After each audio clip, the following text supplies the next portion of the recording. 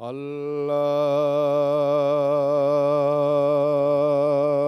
أكبر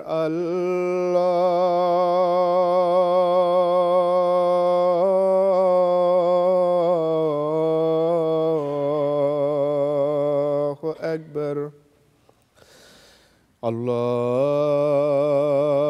الله أكبر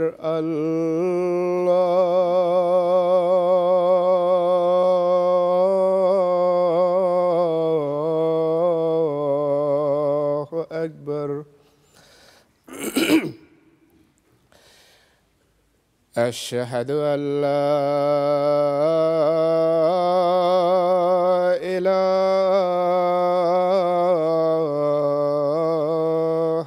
إلا الله أشهد أن لا إله إلا الله أشهد أن محمدًا رسول الله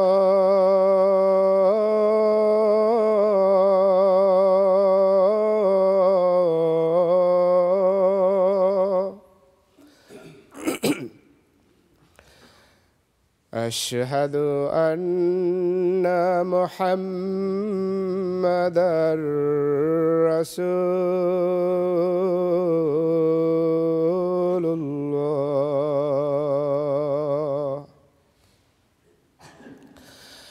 حي على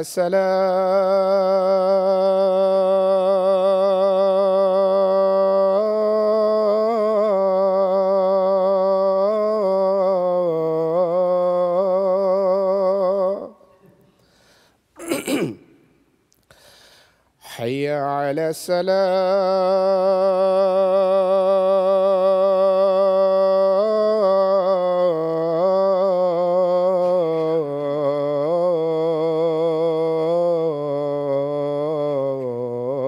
الصلاة حي على الفلاح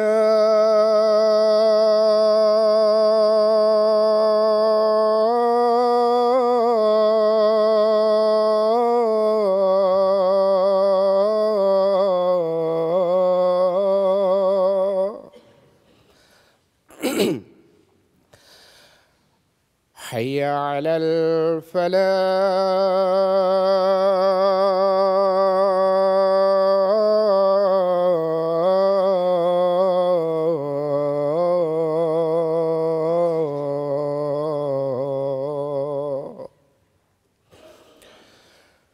الله أكبر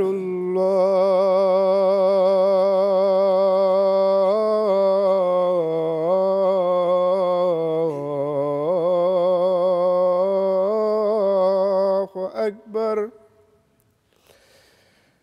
لا إله إلا الله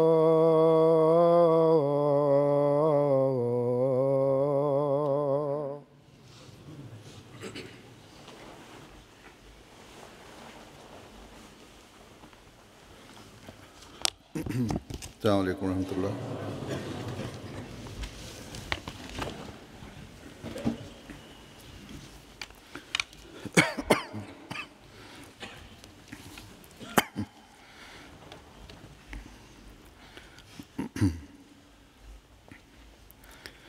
أشهد أن لا إله إلا الله وحده لا شريك له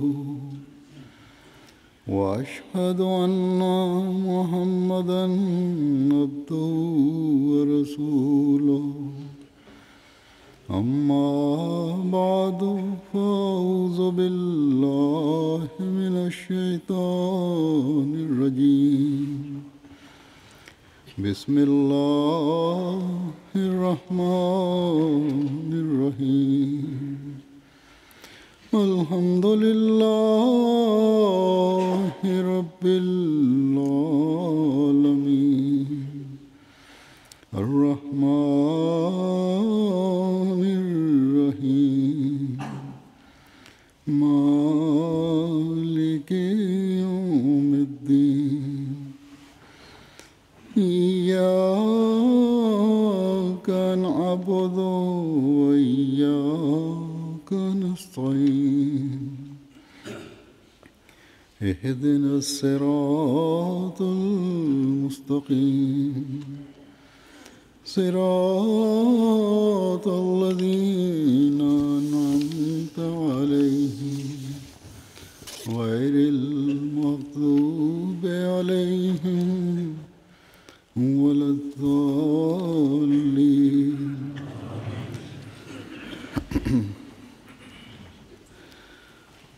مخالفین احمدیت حضرت مسیح موعود علیہ الصلوۃ والسلام کے دعوے سے لے کر آج تک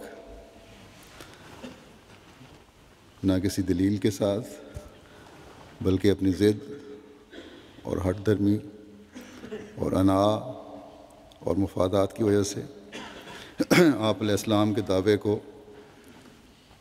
رد کر رہے ہیں، جبکہ اس کے مقابل پر حضرت مسیح موعود علیہ الصلوۃ والسلام نے ہزاروں دلائل از روئے قرآن، از روئے حدیث، از روئے اقوال و تفسیرات صلحاء و علماء گزشتہ سے ثابت فرمایا کہ آپ ہی وہ مسیح اور مہدی ہیں جس کی پیشگوئی قرآن و حدیث میں موجود ہے۔ پھر آپ نے اپنی تائید میں الہی نشانات کی تفصیل بیان فرمائی۔ ہر موقع پر اللہ تعالیٰ کا آپ کے ساتھ جو سلوک رہا اس کی روشنی میں واضح فرمایا، لیکن جن کے دلوں پر خدا تعالیٰ کی طرف سے مہر لگ جائے، جن کو خدا تعالیٰ ہدایت نہ دینا چاہے، انہیں کوئی ہدایت نہیں دے سکتا۔ ان کے دلوں کے قفل کوئی نہیں کھول سکتا۔ لیکن سعید فطرت لوگوں نے حضرت مسیح موعود علیہ الصلوۃ والسلام کو مانا، آپ کی بیعت میں شامل ہوئے۔ ان لوگوں نے حضرت مسیح موعود علیہ الصلوۃ والسلام کی بیعت کرنے کی سعادت پائی، جن کے مقدر میں خدا تعالیٰ نے ہدایت لکھ دی تھی۔ لیکن جو لوگ نام نہاد علماء کے خوف سے یا ان کے پیچھے چل کر آپ علیہ السلام کی بیعت میں نہیں آئے، وہ باوجود اللہ تعالیٰ کے فضل کے نازل ہونے کے، روحانی بارش کے برسنے کے، اس فضل اور روحانی بارش سے محروم رہے اور اب تک رہ رہے ہیں۔ لیکن اس کے مقابل پر جیسا کہ میں نے کہا، جن کو اللہ تعالیٰ ہدایت دینا چاہتا ہے، جن میں نیکی اور سعادت ہے، وہ حضرت مسیح موعود علیہ الصلوۃ والسلام کو قبول کر رہے ہیں۔ آپ کے وقت میں بھی قبول کیا اور آج تک کرتے چلے جا رہے ہیں، کیونکہ وہ جانتے ہیں کہ زمانے کے فساد کی حالت میں آنے کی تمام نشانیاں پوری ہو چکی ہیں۔ دنیا کی ہوا و ہوس زیادہ ہے اور خدا تعالیٰ کا خوف کم ہو چکا ہے۔ اس کی انتہا یہاں تک ہو چکی ہے کہ یہ نام نہاد مولوی اور ان کے چیلے اپنی گراوٹوں کی انتہا کو پہنچ چکے ہیں۔ اس حد تک گر چکے ہیں کہ احمدیوں پر ظلم ڈھانے کے لیے اللہ تعالیٰ کی کتاب قرآن کریم اور اس کے رسول کی حد تک سے بھی باز نہیں آتے، اور پھر کہتے ہیں کہ یہ تو قادیانیوں نے کیا ہے۔ خود قرآن کریم کے پاکیزہ اور بابرکت خوراک کو، صفوں کو زمین پر یا نالی میں پھینک دیں گے، کوڑے کے تھیلوں میں ڈال دیں گے اور پھر کسی احمدی کا نام لگا دیں گے، اور احمدی کے فرشتوں کو بھی علم نہیں ہوتا کہ یہ ہو کیا رہا ہے۔ اسے تو اس وقت پتہ چلتا ہے جب پولیس اس کے گھر اسے پکڑنے کے لیے آ جاتی ہے، یا اس کے خلاف ان گندہ ذہنوں کے جلوس سڑکوں پر نکل رہے ہوتے ہیں، یا پھر ان کا یہ بھی طریق ہے کہ اسکولوں میں دیواروں پر غلط جگہ پر غلط طریقے سے ہمارے آقا و مطاع حضرت محمد مصطفیٰ صلی اللہ علیہ وسلم، جن کی عزت و ناموس پر ہر احمدی اپنے آپ کو قربان کرنے کے لیے ہر وقت تیار رہتا ہے، بلکہ اپنی اولاد کو بھی قربان کرنے کے لیے ہر وقت تیار رہتا ہے، آپ کا نام لکھ کر پھر اسکول کے احمدی بچوں کو نام لگا دیا جاتا ہے، اور بچوں کو اسکول سے نکال دیا جاتا ہے اس وجہ سے، ان پہ ظلم کیے جاتے ہیں، ان کو مارا پیٹا جاتا ہے، بلکہ ان معصوم بچوں پر حتیٰ کہ رسول کے مقدمات قائم کرنے کی کوشش کی جاتی ہے جس کی کوئی ضمانت بھی نہیں ہے، اور سزا بھی انتہا کی ہے۔ ایسی حرکت ہمارے احمدی معصوم بچوں کی طرف منسوب کی جاتی ہے جس کے متعلق کبھی سوچ بھی نہیں سکتے۔ بس جب اخلاقی گراوٹ اس حد تک چلی جائے، جب خدا تعالیٰ کا خوف دلوں سے بالکل ہی غائب ہو جائے، جب گھٹیا اور ذلیل حرکتوں کی انتہا ہونے لگے، تو پھر مظلوموں کی آہیں اور فریادیں اور پکاریں بھی اپنا کام دکھاتی ہیں۔ بس آج کل خاص طور پر پاکستان میں جو حالات ہیں جن سے احمدی وہاں گزر رہے ہیں، اس حالت میں جیسا کہ میں اکثر پہلے بھی کئی مرتبہ توجہ دلا چکا ہوں کہ اپنی دعاؤں کا محور صرف اور صرف ہمیں احمدیت یعنی حقیقی اسلام کی ترقی کو بنانا چاہیے، تاکہ اللہ تعالیٰ ان لوگوں کو کی جلد پکڑ کرے جو خدا اور اسلام کے نام پر ظلموں کی انتہا کیے ہوئے ہیں۔ خدا، اسلام اور حضرت محمد رسول اللہ صلی اللہ علیہ وسلم کو بدنام کرنے کی کوشش کر رہے ہیں۔ ہمیں ان دعاؤں کی طرف بھی توجہ دینی چاہیے کہ جو ان میں سے نیک فطرت ہیں ان کو اللہ تعالیٰ توفیق دے کہ وہ زمانے کے امام کو حضرت صلی اللہ علیہ وسلم کا سلام پہنچانے والے بنے۔ ہمارے مختلف پروگرام جو MTA پر آتے ہیں، ان میں سے جو لائیو پروگرام ہیں، ان میں کئی کالر اللہ تعالیٰ کے فضل سے حقیقت کو سمجھ کر پھر بیعت بھی کر لیتے ہیں۔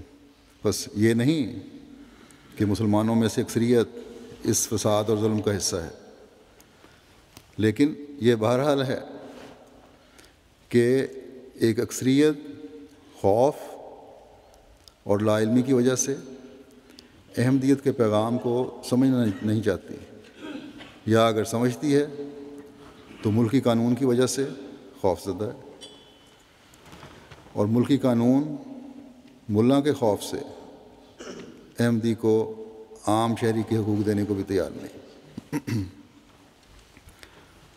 قانون کی حکمرانی نہیں ہے بلکہ ملا کی حکمرانی ہے۔ آج کل ملا نے کم علم مسلمانوں کے دلوں میں یہ بات ڈال دی ہے کہ نعوذ باللہ احمدی حضرت صلی اللہ علیہ وسلم کے بجائے حضرت مرزا غلام احمد قادیانی علیہ السلام کو آخری نبی مانتے ہیں، جبکہ یہ بالکل غلط ہے۔ ہم تو یہ کہتے ہیں کہ حضرت صلی اللہ علیہ وسلم کا یہ عاشق صادق تمام نبیوں کے حلل میں، تمام مذہب کے ماننے والوں کو حضرت خاتم الانبیاء صلی اللہ علیہ وسلم کے قدموں میں ڈالنے کے لیے آیا ہے، نہ کہ خود مقابلہ کرنے کے لیے۔ اور آپ علیہ السلام نے اپنے دلائل و براہین سے دنیا کے منہ بند کیے ہیں۔ اسلام پر حملے کرنے والوں کے آگے ایک سیسا پلائی دیوار کی طرح اب کھڑے ہو گئے۔ آپ نے دلائل و براہین سے نہ صرف اسلام پر اور آن حضرت صلی اللہ علیہ وسلم پر حملہ کرنے والوں کو روکا، بلکہ انہیں پھر پسپا کیا،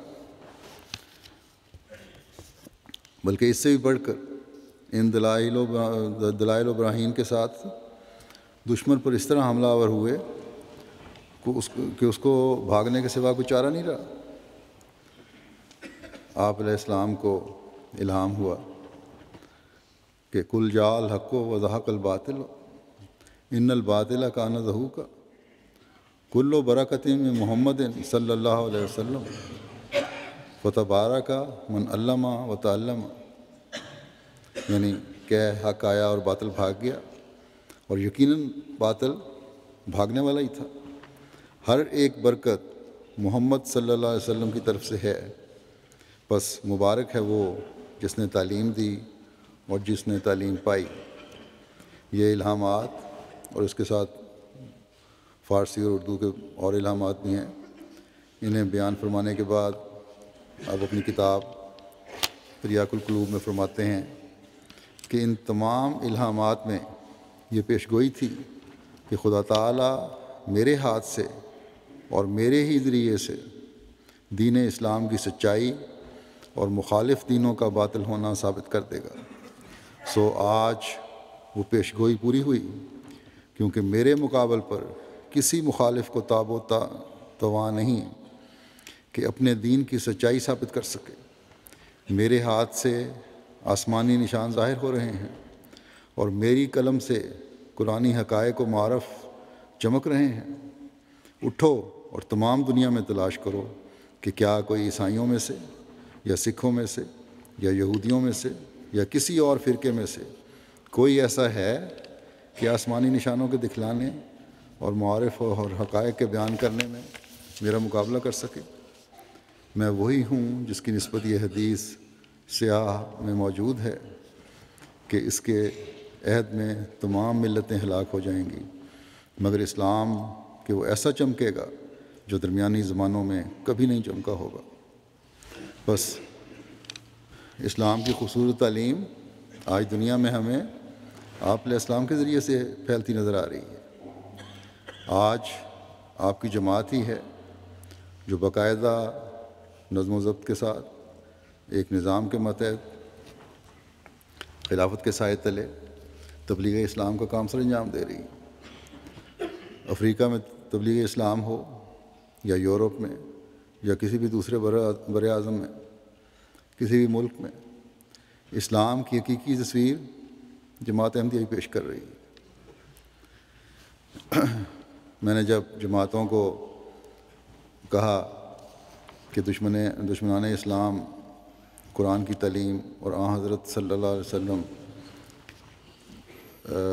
پر حملے کر رہے ہیں تو قرآن کی نمائش لگائی جائے، قرآن کریم کی خوبصورت تعلیم کو واضح کیا جائے۔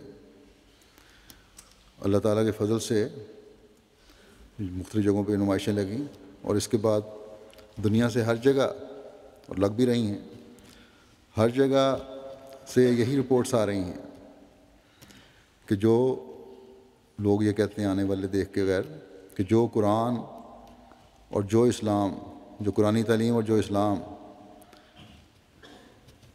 تم پیش کر رہے ہو، یہ تو اتنا خوبصورت اسلام ہے کہ ہمیں حیرت ہوتی ہے کہ ہم اس کی مخالفت کس طرح کر رہے تھے۔ ہمارے سامنے تو یہ خوبصورت پہلو اسلام کا کبھی آیا ہی نہیں۔ یہ ہماری لا علمی تھی۔ پھر ان کا اکثروں کا بڑا معذرت خواہانہ لہجہ ہوتا ہے۔ قرآن کریم اور دوسرا اسلامی لٹریچر لے کر جاتے ہیں۔ ان نمائشوں میں آنے والے پڑھے لکھے، سلجھے ہوئے، تعلیم یافتہ مسلمان بھی ہیں، عیسائی بھی ہیں، دوسرے مذہب والے بھی ہیں، اور سب بلا استثناء اس کام کو سراہ رہے ہیں کہ یہ عظیم کام ہے جو تم لوگ کر رہے ہو، لیکن بدقسمتی سے ایک ملا ہے، ان کا بھی ایک طبقہ ہے جو بعض ملکوں میں اس نمائش کی مخالفت کرتا ہے، اسلام کی تعلیم پھیلانے کی مخالفت کرتا ہے۔ میں نے شاید پہلے بھی بتایا تھا یہاں کہ ہندوستان میں دہلی میں ایک بہت بڑے ہال میں جو حکومت سے لیا گیا تھا کرائے پہ، ہم نے قرآن کریم کی نمائش لگائی، تو اس پر وہاں کے ملا نے اپنے ساتھ چند شرپسندوں کو ملا کر اتنا شور مچایا کہ نمائش جو 3 دنوں کے لیے لگنی تھی وہ 2 دن میں سمیٹنی پڑی۔ لیکن ان 2 دنوں میں بھی اس نے اپنا بھرپور اثر قائم کیا۔ ایک بڑے پڑھے لکھے وہاں کے صاحب ہیں جن کا ایک مقام بھی ہے، نمائش کے بعد وہ قادیان آئے کہ اور پھر بتایا کہ میں پہلی مرتبہ قادیان آیا ہوں اور اس طرف سفر کر کے آیا ہوں، اور دیکھنا چاہتا تھا کہ قرآن کریم اور اسلام کی اتنی عظیم خدمت کرنے والے جہاں رہتے ہیں وہ جگہ بھی دیکھوں، اور پھر قادیان کی مختلف جگہیں دیکھیں، متاثر ہوئے۔ لیکن یہ بھی بڑے افسوس کی بات ہے، افسوس سے میں کہتا ہوں کہ یہاں یو کے میں ایک شہر میں گزشتہ دنوں میں نمائش لگا رہے تھے، تو ملاؤں کے شور کی وجہ سے پولیس نے وہاں ہماری انتظامیہ کو نمائش نہ لگانے کی درخواست کی۔ ایسی درخواستوں کو اصول تو یہ ہونا چاہیے کہ ہمیں دلائل سے رد کر دینا چاہیے، لیکن وہاں کی مقامی جماعت یا مقامی انتظامیہ نے جماعت کی ان کی یہ بات مان لی اور نمائش کینسل کر دی۔ اگر یہاں اس ملک میں یا ان ملکوں میں یورپ میں جہاں ہر طرح کی آزادی ہے اور حکومت کی طرف سے آزادی دینے کا اعلان کیا جاتا ہے، اگر ہم نے ملا کو سر پر چڑھا لیا تو ہم اس ملک میں بھی شدت پسندی کو فروغ دینے والے بن جائیں گے۔ یہ بات ہمیں انتظامیہ کو بھی اچھی طرح باور کروانی چاہیے اور اس نمائش کا دوبارہ اہتمام کرنا چاہیے۔ بعض لوگ کہتے ہیں کہ خاموشی سے لگا لیجیے، اگر خاموشی سے لگانی ہے تو اس کا فائدہ کیا ہوگا؟ ایک طرف دعویٰ ہے کہ ہم نے جری اللہ کے مشن کو آگے بڑھانا ہے، اور دوسری طرف پھر مداحنت بھی دکھائیں ہم، یہ نہیں ہو سکتا۔ اس ملک میں جیسا کہ میں نے کہا قانون کی حکمرانی ہے، حکومت دعویٰ کرتی ہے کہ یہاں قانون کی حکمرانی ہے، تو قانون سے کہیں کہ تمہارا کام اس کو نافذ کرنا ہے اور ہر شہری کے حق کی ادائیگی کرنا اور اسے تحفظ دینا، اور یہ تم کرو۔ بہرحال یہ حال ہے ملا کا کہ غیر مسلم ممالک میں جیسے ہندوستان یا یہاں انگلستان میں جب قرآن اور اسلام کا پیغام پہنچانے کی کوشش ہوتی ہے تو غیر مسلم نہیں بلکہ یہ نام نہاد مسلمان علماء کھڑے ہوتے ہیں کہ ہیں یہ کس طرح ہو سکتا ہے؟ یہ ایسا خطرناک کام، قرآن کریم کی خوبصورت تعلیم کو پھیلانے کا کام یہ احمدی کر رہے ہیں، یہ ہم کسی طرح برداشت نہیں کر سکتے۔ یہ ہے ان اسلام کے ٹھیکیداروں کی اصل تصویر اور رخ۔ لیکن ہم نے اپنا کام کیے جانا ہے، ہم نے ہر صورت میں اسلام کے مخالفین کے منہ بند کرنے ہیں اور قرآن کریم کی تعلیم کو دنیا میں پھیلانا ہے انشاءاللہ تعالی۔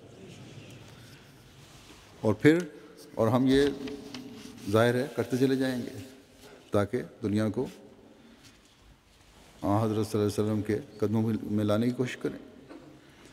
جیسا کہ میں نے کہا مغربی ممالک کی یہ عمومی خوبی ہے کہ ہر ایک کو قانون کے سامنے ایک نظر سے دیکھتے ہیں، اس لیے یہاں ہمیں اگر ہمارے کام میں کوئی روک ڈالتا ہے تو قانون کی مدد لینی چاہیے۔ یہاں ان کے قانون کی برتری کی ایک مثال بھی پیش کر دیتا ہوں۔ گزشتہ دنوں جب میں یورپ کے دورے پر گیا تھا تو واپسی پر ایک جمعہ ہالینڈ میں بھی پڑھایا تھا، اور وہاں میں نے وہاں کے ایک سیاستدان، ممبر آف پارلیمنٹ اور ایک پارٹی کے لیڈر جن کا نام خیرت ولڈر ہے، ان کو یہ پیغام خطبے میں دیا تھا کہ تم لوگ اسلام کے خلاف اور آن حضرت صلی اللہ علیہ وسلم کے خلاف جو دریدہ دہنی میں بڑھے ہوئے ہو، گھٹیا قسم کی باتیں کر رہے ہو، دشمنی میں انتہا کی ہوئی ہے، اس چیز سے باز آؤ، نہیں تو اس خدا کی لاٹھی سے ڈرو جو بے آواز ہے، جو اپنے وقت پر پھر تم جیسوں کو تباہ و بربادی کر دیا کرتی ہے۔ وہ خدا یہ طاقت رکھتا ہے کہ تم جیسوں کی پکڑ کرے۔ میں نے یہ بھی کہا تھا کہ ہم دعاؤں سے، ہمارے پاس طاقت تو کوئی نہیں، ہم دعاؤں سے تم جیسوں کا مقابلہ کریں گے۔ اس خطبے کا خلاصے پر مشتمل پریس ریلیز جو ہمارے پریس سیکشن ایک بھیجتا ہے، ان کے انچارج جب یہ ریلیز بنا کے لائے میرے پاس تو باقی چیزیں انہوں نے لکھی ہوئی تھیں، لیکن یہ فقرہ نہیں لکھا تھا۔ لیکن ان کو پھر میں نے کہا کہ یہ فقرہ بھی ضرور لکھیں کہ ہمارے پاس کوئی دنیاوی ہتھیار نہیں ہے، یہی میں نے کہا تھا، لیکن ہم دعا کرتے ہیں کہ تم اور تم جیسے جتنے ہیں وہ فنا ہو جائیں۔ اور حقیقت بھی یہی ہے کہ ہمارا اپنے تمام مخالفین اور دشمنوں سے مقابلہ یا تو دلائل کے ساتھ ہے یا پھر سب سے بڑھ کر دعاؤں کے ساتھ۔ بہرحال یہ پریس ریلیز جو تھی، یہ خیرت ولڈر جو ہے سیاستدان، اس نے بھی پڑھی اور انہوں نے اپنی حکومت کو خط لکھا اور حکومت سے، ہوم منسٹر سے چند سوال کیے۔ جب یہ وہاں گئے، اس پریس میں آئے، تو وہاں کی جماعت نے مجھے لکھا کہ اس طرح اس نے سوال کیے ہیں۔ لگتا تھا کہ تھوڑی سی گھبراہٹ ہے جماعت والوں کو۔ اس میں میں نے انہیں کہا تھا کہ اگر ہوم آفس والے پوچھتے ہیں تو ڈرنے کی ضرورت نہیں ہے، پریشان بھی ہونے کی ضرورت نہیں، کھل کر اپنا موقف بیان کریں۔ بنیاد تو اس شخص نے خود قائم کی تھی جو غلط قسم کی حرکتیں کر رہا ہے، جس نے آن حضرت صلی اللہ علیہ وسلم پر غلط فلمیں بھی بنائی ہیں۔ انتہائی سخت زبان اس نے استعمال کی تھی، اسلام کو بدنام کیا تھا۔ ہم نے تو اس کا جواب دیا تھا اور یہ کہا تھا کہ خدا تعالیٰ اپنے نبی کی غیرت رکھنے والا ہے اور وہ پکڑ سکتا ہے، خدا تعالیٰ سے ڈرنا چاہیے۔ بہرحال اس نے یہ سوال جو بھیجے تھے اپنی حکومت کو، اس کا حکومت نے جواب بھی دیا۔ کچھ دنوں کے بعد اس کے سوالوں کا، یہ وہاں اخبار میں بھی آ گیا ہے۔ پہلا اس نے سوال یہ کیا تھا ولڈر نے کہ کیا یہ آرٹیکل کہ world Muslim leader sends warning to Dutch politician Geert Wilders, عالمی مسلمان رہنما کی ہالینڈ کے سیاستدان گیرٹ ولڈر کو تنبیہ، آپ یعنی وزارت داخلہ ہالینڈ کے علم میں ہے؟ تو وزیر داخلہ نے اس کو جواب دیا کہ ہاں مجھے علم ہے، یہ آرٹیکل میں نے پڑھا ہے۔ پھر اس نے اگلا سوال اس کا یہ تھا کہ میرا نام لیا تھا، مرزا مسرور احمد نے یہ کہا ہے کہ سن لو کہ تمہاری پارٹی اور تمہارے جیسا ہر شخص بالآخر فنا ہوگا۔ یہ ولڈر نے منسٹر کو لکھا۔ پھر آگے وہ لکھتا ہے اس کی تشریح خود کرتے ہوئے کہ اس مفسدانہ بیان پر وزارت داخلہ اس اسلامی تنظیم کے خلاف کیا قدم اٹھانے کا ارادہ رکھتی ہے۔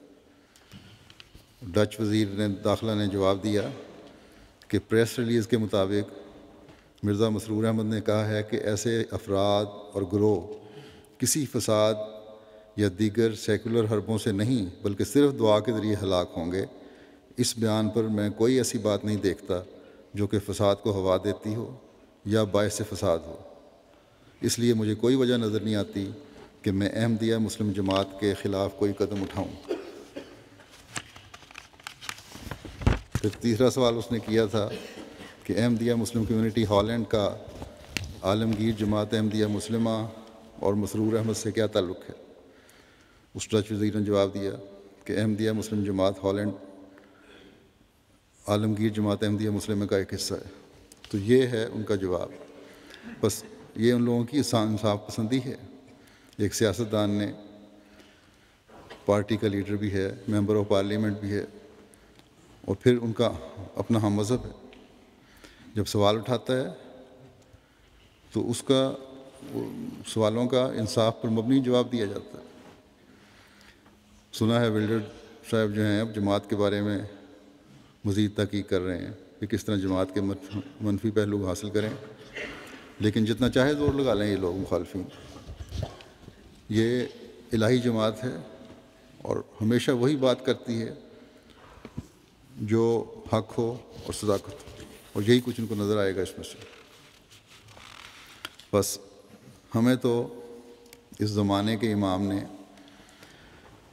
اسلام کا پیغام دنیا کے کونے کونے تک پہنچانے اور دشمن کا منہ دلائل سے بند کرنے کا فریضہ سونپا ہے، اور اپنی اپنی بساط اور کوشش کے مطابق ہر احمدی اس کام کو سر انجام دے رہا ہے۔ اور جہاں اسلام پر دشمنان اسلام کو حملہ آور دیکھتا ہے، وہاں احمدی ہے جو دفاع بھی کرتا ہے اور منہ توڑ جواب بھی دیتا ہے، سمجھاتا بھی ہے دنیا کو۔ اور یہ حضرت مسیح موعود علیہ السلام کے ذریعے سے ہی ملی ہوئی علم و معرفت ہے جس کو ہم استعمال کرتے ہیں، جس کی وجہ سے ہر احمدی بغیر کسی احساس کمتری کے بڑے بڑے لیڈروں اور مذہبی سربراہوں کو بھی اسلام کا پیغام پہنچا رہا ہے۔ دوسرے اگر جاتے ہیں لیڈروں کو ملنے تو مدد لینے جاتے ہیں یا دنیاوی مفادات لینے جاتے ہیں، کبھی اسلام کا پیغام پہنچانے کی جرت نہیں کرتے۔ ابھی گزشتہ دنوں ہمارے کبابیر کے امیر صاحب کو ایک وفد کے ذریعے سے اٹلی جانے کی ان کا موقع ملا۔ جانے سے پہلے انہوں نے مجھے یہ بھی کہا کہ یہ وفد جو جا رہا ہے وہ اس میں کیونکہ ہر مذہب کے لوگ انہوں نے رکھے ہیں، مذہبی تقریب ہے، ایسی تقریب پیدا ہو رہی ہے کہ پوپ سے بھی ملاقات ہوگی، بلکہ پوپ کے بلانے پہ جا رہے ہیں، اس لیے اگر مناسب سمجھیں تو آپ کی طرف سے اسے کوئی پیغام دے دوں اور قرآن کریم کا تحفہ بھی دے دوں۔ تو میں نے انہیں کہا کہ بڑی اچھی بات ہے، ضرور دیں۔ چنانچہ انہیں میں نے یہاں سے اپنا پیغام لکھ کر بھجوایا کہ پوپ کو جا کے دے دیں۔ اس کی انہوں نے کاپیاں بھی کروا لیں، اور وہاں جب وہ گئے ہیں تو پوپ کو بھی دیا اور ویٹیکن کے اور بڑے بڑے پادری جو تھے ان کو بھی دیا۔ قرآن کریم کا تحفہ بھی پوپ کو دیا، اس کی تصویر بھی وہاں اخباروں میں آئی۔ ان کی رپورٹ کا ایک حصہ میں سناتا ہوں جو اس کے بعد انہوں نے لکھی، شریف عہدے صاحب نے۔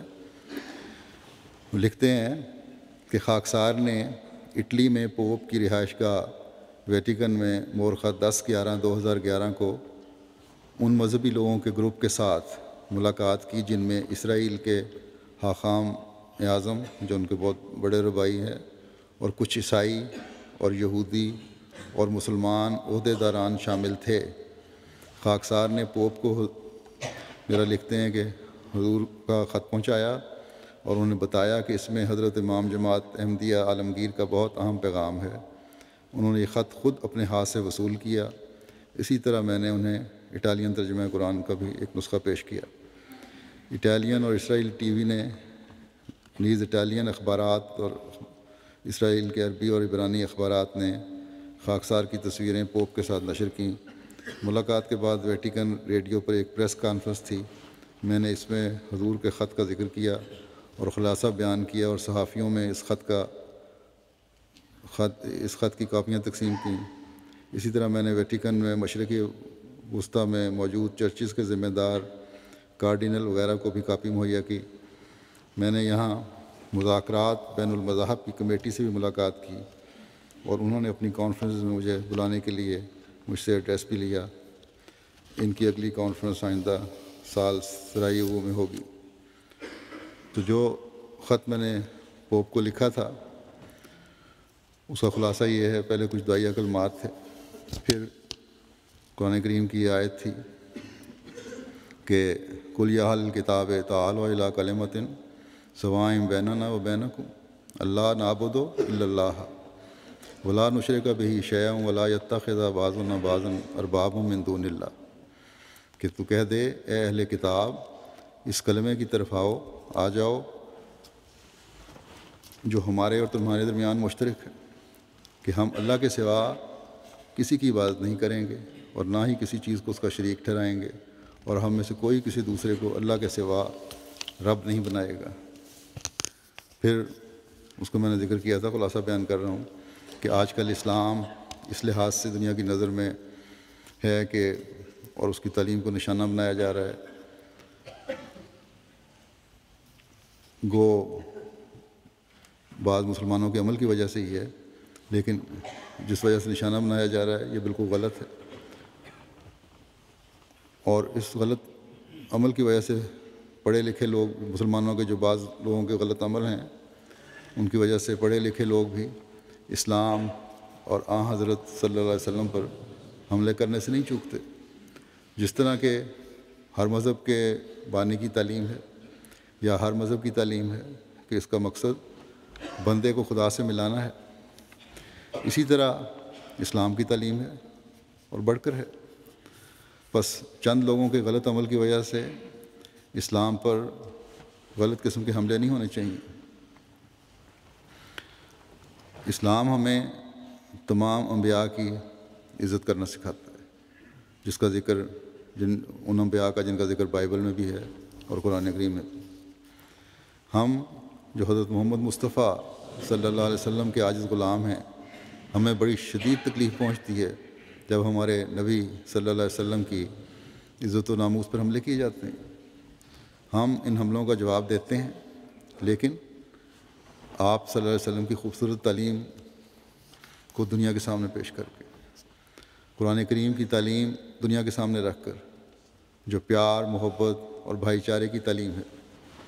اسلام کی بنیادی تعلیم یہ ہے کہ تقوی پر قدم مارو، اور یہی آواز اس کو پھیلانے کے لیے ہماری مسجدوں سے 5 وقت گونجتی ہے، جس میں اللہ تعالیٰ کی بڑائی بیان کی جاتی ہے اور یہ اعلان کیا جاتا ہے کہ حضرت محمد رسول اللہ صلی اللہ علیہ وسلم اللہ تعالیٰ کے رسول ہیں۔ پھر آگے میں نے یہ بھی لکھا کہ آج کل دنیا کے امن کی بربادی اس لیے ہے کہ آزادی خیال اور ضمیر کی آڑ میں بعض لوگ ایک دوسرے کے جذبات سے کھیلتے ہیں، اور مذہبی طور پر بھی تکلیف پہنچائی جاتی ہے۔ آج کل دنیا میں چھوٹے پیمانے پر جنگیں شروع ہیں۔ آج دنیا کو ضرورت اس امر کی ہے کہ ان کو ختم کرنے کی کوشش کی جائے، ان جنگوں کو، ورنہ عالمی جنگ کی صورت بھی بن سکتی ہے، جس کی تباہی ناقابل بیان ہوگی۔ بس پھر میں نے لکھا کہ بس ہمیں دنیا کی مادی ترقی کی طرف زیادہ توجہ دینے کی سوچ رکھنے کے بجائے اس کو تباہی سے بچانے کی طرف زیادہ توجہ دینے کی ضرورت ہے، ورنہ تباہی یقینی ہے۔ بس آپس کی دشمنیوں اور حقوق کی تلفی سے دنیا کو بچانے کی کوشش کرنی چاہیے مذہبی لیڈروں کو۔ اور پھر میں نے لکھا کہ کیونکہ آپ دنیا میں ایک آواز رکھتے ہیں، بڑی زیادہ فالوئنگ ہے آپ کی، اس لیے اس امر کی کوشش کریں کہ تمام مذاہب عالم کو آج آپس میں تعاون کرتے ہوئے امن کی کوشش کرنی چاہیے، اور اس طرح سے اپنے پیدا کرنے والے خدائے واحد کو پہچاننے کی طرف توجہ کریں۔ تو یہ خلاصہ ہے اس خط کا جو ان کو بھیجا گیا تھا۔ اللہ کرے کہ پیغام ان کی سمجھ میں بھی آ جائے، پڑھ بھی لیا ہو۔ انسانیت کی قدروں کو قائم کرنے والے ہوں یہ لوگ، اور مذاہب کا احترام کرنے والے ہوں، اور سب سے بڑھ کر خدائے واحد کو پہچاننے والے ہوں۔ جیسا کہ شریف صاحب کی رپورٹ سے بھی ظاہر ہے کہ اس موقع پر بعض اور مسلمان مذہبی لیڈر بھی تھے یا بڑے لوگ تھے، لیکن پوپ کو اسلام کا اور قرآن کا پیغام پہنچانے کی توفیق ملی تو زمانے کے امام اور جری اللہ کے ایک غلام کو۔ پھر کہتے ہیں یہ لوگ کہ احمدی مسلمان نہیں، اور نعوذ باللہ حضرت صلی اللہ علیہ وسلم اور قرآن کریم کی حد تک کرنے والے ہیں۔ ہم تو حضرت مسیح موعود علیہ السلام کے ساتھ جڑ کر اسلام کی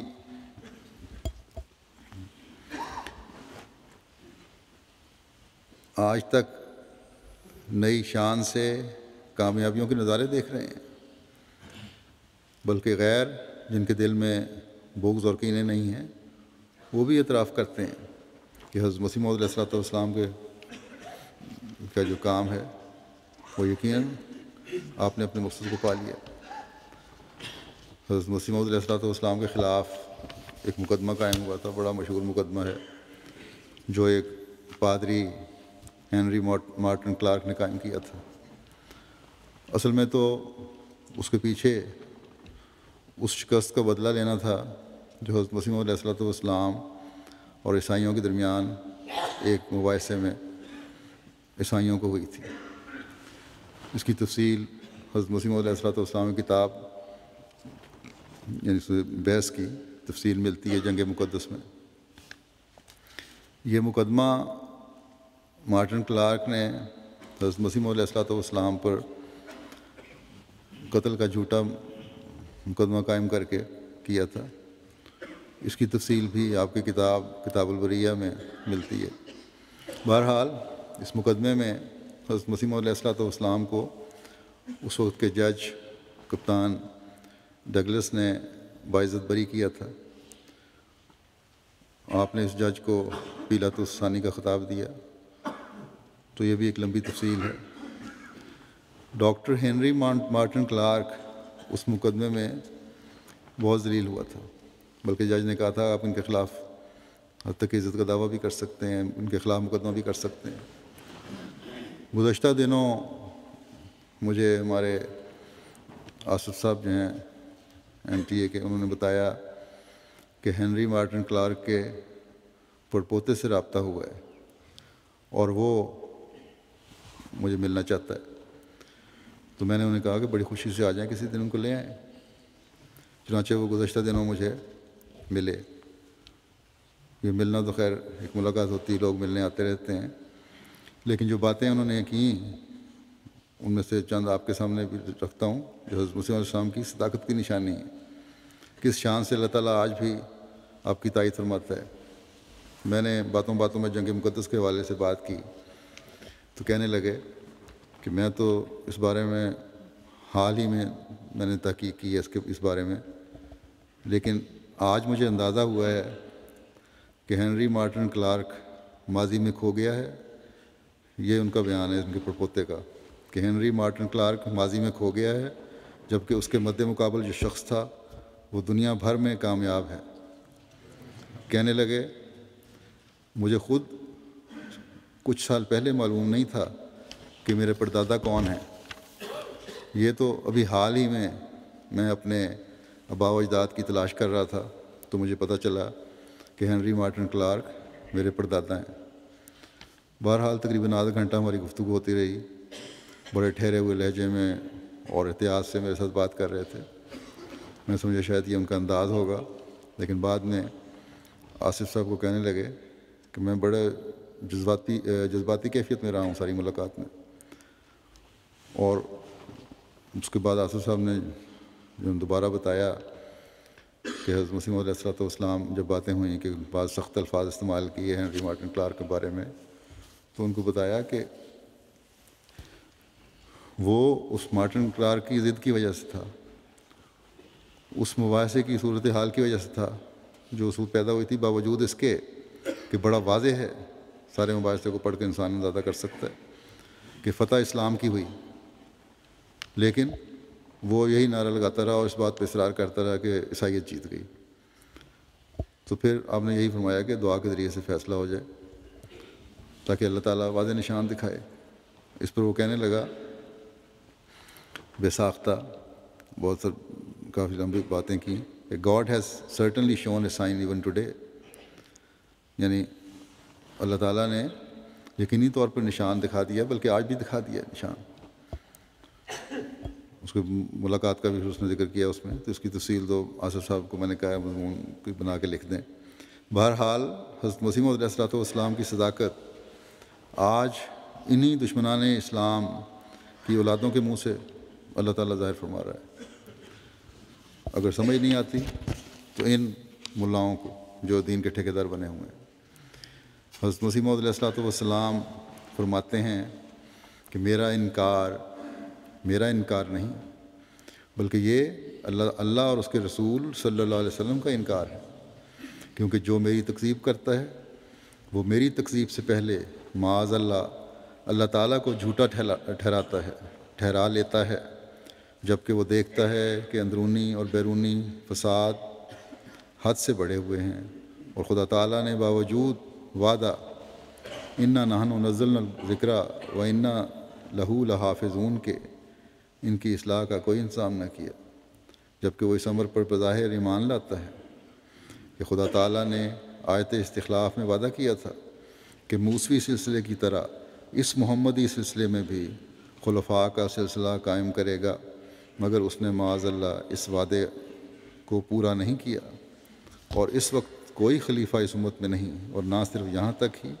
بلکہ اس بات سے بھی انکار کرنا پڑے گا کہ قرآن شریف نے جو آن حضرت صلی اللہ علیہ وسلم کو مثیل موسیٰ قرار دیا ہے یہ بھی صحیح نہیں ہے، معاذ اللہ، کیونکہ اس سلسلے کی عدم مشابہت اور مماثلت کے لیے ضروری تھا کہ اس 14ویں صدی پر اسی امت میں سے ایک مسیح پیدا ہوتا، اسی طرح پر جیسے موسوی سلسلے میں 14ویں صدی پر ایک مسیح آیا، اور اسی طرح پر قرآن شریف کی اس آیت کو بھی جھٹلانا پڑے گا جو آخرین منہم لما یلحقوا بہم میں ایک آنے والے احمدی بروز کی خبر دیتی ہے۔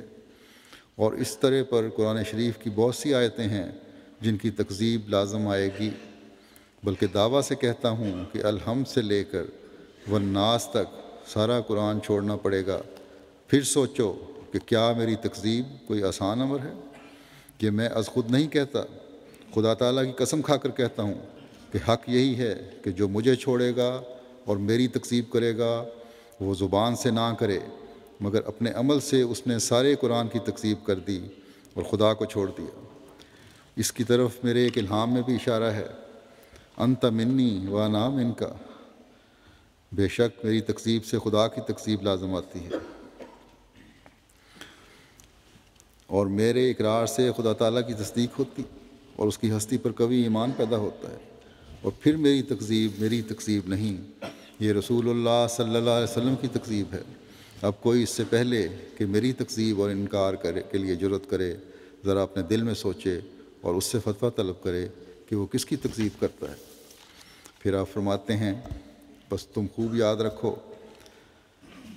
ایک جگہ دوسری کتاب میں، کہ بس تم خوب یاد رکھو کہ تم اس لڑائی میں اپنے ہی اعضاء پر تلواریں مار رہے ہو، سو تم ناحق آگ میں ہاتھ مت ڈالو، ایسا نہ ہو کہ وہ آگ بھڑکے اور تمہارے ہاتھ کو بھسم کر ڈالے۔ یقیناً سمجھو کہ اگر یہ کام انسان کا ہوتا تو بتیرے اس کے نابود کرنے والے پیدا ہو جاتے، اور نیز یہ اس اپنی عمر تک بھی ہرگز نہ پہنچتا۔ کیا تمہاری نظر میں کبھی کوئی ایسا مفتری گزرا ہے کہ جس نے خدا تعالیٰ پر ایسا افتراء کر کے کہ وہ مجھ سے ہم کلام ہے، پھر اس مدت مدید کے سلامتی کو پا لیا ہو؟ افسوس کہ تم کچھ بھی نہیں سوچتے اور قرآن کریم کی ان آیتوں کو یاد نہیں کرتے جو خود نبی کریم کی نسبت صلی اللہ علیہ وسلم کی نسبت اللہ جل شانہ نے فرماتا ہے، اور کہتا ہے کہ اگر تو ایک ذرہ مجھ پر افتراء کرتا تو میں تیری رگِ جان کاٹ دیتا۔ پس نبی کریم صلی اللہ علیہ وسلم سے زیادہ تر کون عزیز ہے کہ جو اتنا بڑا افتراء کر کے اب تک بچا رہے، بلکہ خدائے تعالیٰ کی نعمتوں سے مالا مال بھی ہو۔ سو بھائیو، نفسانیت سے باز آؤ، اور جو باتیں خدائے تعالیٰ کے علم سے خاص ہیں ان میں حد سے بڑھ کر ضد مت کرو، اور عادت کے سلسلے کو توڑ کر اور ایک نئے انسان بن کر تقوی کی راہوں میں قدم رکھو تا تم پر رحم ہو اور خدا تعالیٰ تمہارے گناہوں کو بخشتے ہوئے سو ڈرو اور باز آ جاؤ۔ کیا تم میں ایک بھی رشید نہیں؟ وَإِن لَّمْ تَنْتَهُوا فَسَوْفَ يَأْتِي اللَّهُ بِنُصْرَةٍ مِّنْ عِندِهِ وَيَنصُرُ عَبْدَهُ وَيُمَزِّقُ أَعْدَاءَهُ وَلَا تَضُرُّونَهُ شَيْئًا۔ اگر تم باز نہ آئے پس ان قریب اللہ تعالیٰ اپنی خاص نصرت کے ساتھ آئے گا اور اپنے بندے کی مدد کرے گا اور اس کا دشمن پیسا جائے گا اور اس سے کچھ بھی نقصان نہ پہنچا سکو گے۔ اللہ کرے کہ حضرت مسیح علیہ السلام کے مخالفین کو کچھ عقل آئے اور اس پیغام کو سمجھنے والے ہوں۔ اللہ تعالیٰ تمام احمدیوں کو ہر جگہ ہر قسم کے شر سے محفوظ رکھے اور ہمیں زیادہ سے زیادہ اس کے آگے جھکنے، اپنے آگے جھکنے اور دعاؤں کی توفیق عطا فرمائے۔ اب نمازوں کے بعد میں آج بھی چند جنازے پڑھاؤں گا، جس میں سے پہلا جنازہ محترمہ مریم خاتون صاحبہ اہلیہ مکرم زکری صاحبہ چبارہ ضلع لیا کا ہے۔ یہ 5 دسمبر 2011 کو شام تقریباً 5 بجے جماعت احمدیہ چبارہ ضلع لیا میں چند غیر احمدی افراد نے ایک احمدی فیملی پر حملہ کیا، جس کے نتیجے میں موقع پر بھی آپ کی وفات ہو گئی۔ انا للہ و انا الیہ راجعون، یعنی یہ شہید خاتون ہیں۔ آپ کا گھر مربی ہاؤس سے ملکہ ہے۔ اس رقبے میں دیگر چند احمدی گھرانے بھی آباد ہیں۔ چند سال قبل اسی جگہ مخالف فریق نے مشترکہ کھاتے سے زمین خریدی اور بعد میں محکمہ مال سے ساز باز کر کے مرحومہ کے خاندان کا انتقال اراضی منسوخ کروا دیا۔ مقدمہ عدالت میں زیر سماعت بھی ہے۔ پہلے بھی مخالف فریق نے حملہ کیا تھا قبضہ کرنے کے لیے، کامیاب نہیں ہو سکے تھے۔ واقعے کے روز اس گروہ نے رقبے پہ قبضہ کرنے کی کوشش کی۔ مزاحمت کرنے پر بظاہر اینٹ مار کر، جبکہ پوسٹ مارٹم رپورٹ میں کسی کے دستے کے وار سے یہ شدید زخمی ہو گئی اور موقع پر ہی جانے آفرین کی سپرد کر دی۔ احمدیت کی وجہ سے ساری مخالفت تھی۔ ان کے خاوند کی 2 بہنیں بھی زخمی ہوئی ہیں، لیکن ان کی حالت اب تسلی بخش ہے۔ مرحومہ کی عمر 25-26 سال تھی۔ یہ پورا خاندان پیشے کے لحاظ سے ذمہ دار ہے۔ ان کے خسر 1992 میں جب یہ رقبہ خریدا تو اس میں سے احمدیہ مسجد کے قریب واقعہ ایک کنال کا پلاٹ جماعت کو پیش کیا، جس پر مربی ہاؤس تعمیر ہو چکا ہے۔ مخالف فریق کافی عرصے سے اس پر قبضہ کرنے کی کوشش کر رہے تھے اور ہائی کورٹ تک یہ مقدمہ گیا ہوا تھا۔ ہائی کورٹ میں بھی ناکامی ہوئی۔ اس کے بعد انہوں نے ریکارڈ تبدیل کرنے کی کوشش کی اور وہاں جس طرح کے پاکستان میں طریق ہے، یہ مل کر ساز باز کر کے اور اس کو ریکارڈ کو تبدیل بھی کروا لیا اپنے نام، لیکن بہرحال مقدمہ بھی چل رہا تھا۔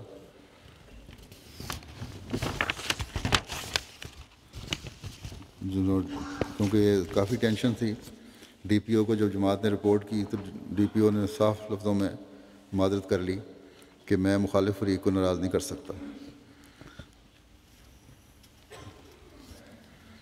بہرحال ان کی مریم خاتون صاحبہ کی وفات کے بعد ان کو قریبی جماعت شیر گڑھ ضلع لیا میں تدفین ان کی گئی ہے، اور جو ملزم تھا وہ پولیس کی مدد سے ہی فرار ہو چکا ہے، جس نے ان کو شہید کیا۔ ان کے 3 چھوٹے چھوٹے بچے ہیں پسماندگان میں، خاوند کے علاوہ۔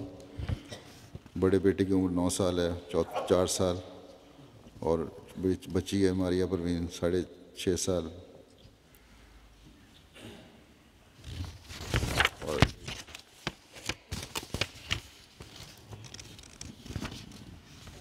بچہ ہے 5.5 سال کا۔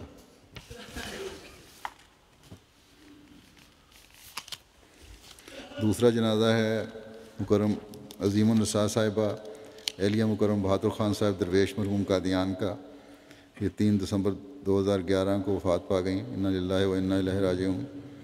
آپ منگیر صوبہ بہار کی رہنے والی تھیں اور حضرت میاں شادی خان صاحب رضی اللہ عنہ صحابی حضرت مسیح علیہ السلام کی بہو تھیں، بچپن سے ہی قادیان جانے کے لیے دعا کرتی تھیں، اور اس کے لیے آپ نے ایک لمبی نظم بھی کہی تھی۔ اللہ تعالیٰ نے آپ کی یہ دعا سنی، اور شادی کے بعد 1952 میں قادیان آ گئیں۔ نظم کا ایک شعر اس طرح سے ہے: دعائے آرزو یا رب عاجزہ عظیم النساء کی، دکھا دے جلد بستی قادیان دارالعلماء کی۔ تو آپ نے خاوند کے ساتھ زمانہ درویشی ہر قسم کے نامساعد اور کٹھن حالات کے باوجود نہایت وفا اور اخلاص کے ساتھ گزارا، اور میاں کی وفات کے بعد 29 سال کا طویل عرصہ نہایت صبر اور شکر کے ساتھ بیوگی کی حالت میں قادیان کی مقدس سرزمین میں مقیم رہیں۔ بچوں کی کچھ تعلیم و تربیت کا خاص خیال رکھتی تھیں، انہیں بڑے عمدہ رنگ میں قرآن کریم پڑھایا کرتی تھیں۔ ان کی 5 بیٹیاں اور 3 بیٹے یادگار ہیں۔ اللہ تعالیٰ مرحومہ کے درجات بلند فرمائے۔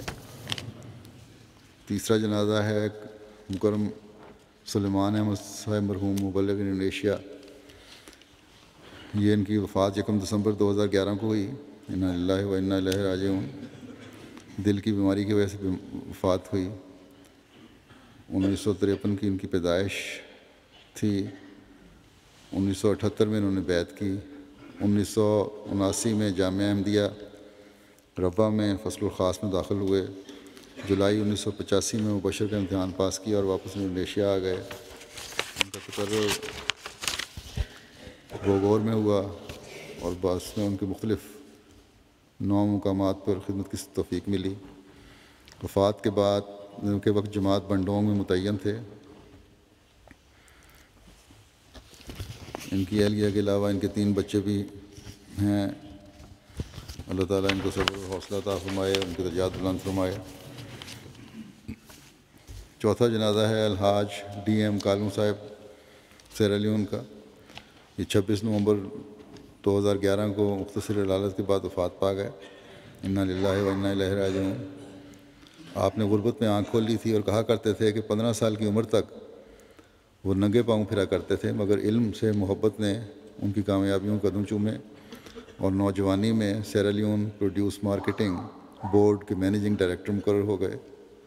خود پڑھے، تعلیم حاصل کی، بڑے خوش اخلاق، ملنسار اور مالی قربانی میں بڑھ چڑھ کر حصہ لینے والے مخلص انسان تھے۔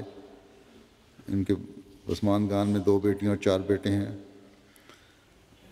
اور آپ کی اہلیہ حاجیہ سلمہ کالوں صاحبہ سیرا لیون میں بطور نیشنل صدر لجنہ معلّہ توفیق پا رہی ہیں خدمت کی۔ آپ کے ایک بیٹے ٹومی کالوں صاحب ہیں جو یہاں رہتے ہیں، سابق صدر خدا ملندیہ بھی ہیں، رہ چکے ہیں۔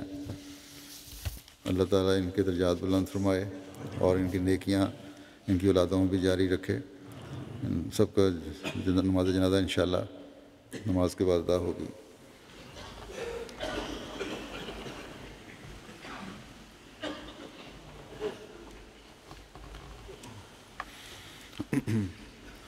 الحمد للہ نحمدہ ونستعینہ ونستغفرہ ونؤمن بہ ونتوکل علیہ ونعوذ باللہ من شرور انفسنا ومن سیئات اعمالنا من يهده الله فلا مضل له ومن يضلل فلا هادي له ونشهد أن لا إله إلا الله ونشهد أن محمدا عبده ورسوله عباد اللہ رحمکم اللہ ان اللہ یأمر بالعدل والإحسان وإیتاء ذی القربى وینہی عن الفحشاء والمنکر والبغی یعظکم لعلکم تذکرون اذکروا اللہ یذکرکم وادعوہ یستجب لکم ولذکر اللہ اکبر۔